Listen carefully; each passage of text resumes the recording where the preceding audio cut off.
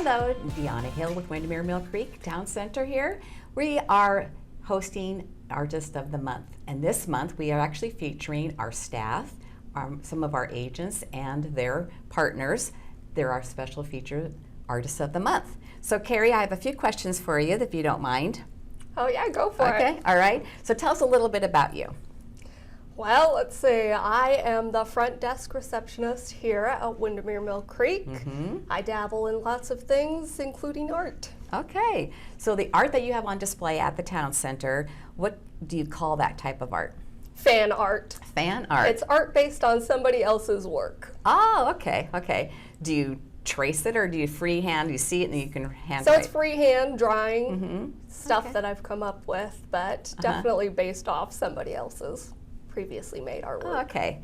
It kind of seems it's also what you have down there is from a culture aspect. Is it from a culture? Yeah, all of them I would say are pop culture Okay. figures. There's Coraline, Nightmare Before Christmas, and Okay. Book of Life. Oh, okay, okay. Well, they're very colorful. I've really enjoyed that. So, have you always been interested in this type of art? Yeah, I mean, it's more so something I got into. I used to just doodle a lot, and I've done oil painting and jewelry casting and pottery and all kinds of other things. Oh, okay. Just one of the many things that I dabble in. Okay. I think when we had our Halloween, you and your daughter put together some pictures. And so do you and your daughter do a lot to arts Oh preparation yeah, together? she's going to be better than I am. Oh, okay, I'll say good. that for sure. She's very naturally talented, Oh, and okay. she's really into it, practices a lot more than I do. Oh, okay. So Do you have a time frame that you guys, a day or time you guys like to meet just to delve into this together, or is it just hit and miss?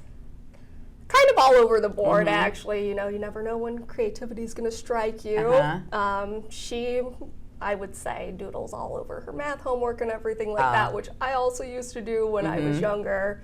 And now I primarily moved into evening art creation, and she does okay. it throughout the day. Oh, okay. Yeah. She has more free time than I do, to be fair. Yeah, we don't want you dabbling on our work paper. here Right, at the although office. I do occasionally draw in the break room. Oh, okay, okay, good, good. Whiteboard. So, how long have you actually been doing this type of art? Literally since I was like 6 years old, okay. if not younger than that. Okay. Yeah. I always admire people who have that artistic ability, and especially when I was younger in art class, because I always drew the same picture because it was simple, and I have it in my head, but I can't seem to put it on paper. So Right. I just admire that you could do that. Thank so, you. Oh, very good.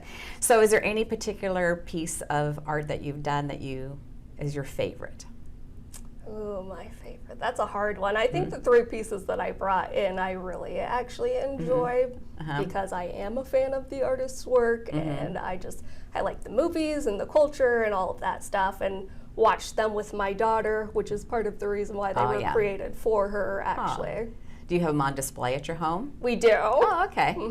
Do you have a lot of your art on a certain wall or all throughout the house? They're kind of all over, a little discombobulated. Someday I'll be more clean about it. Yeah. Get it all organized and put together nicely.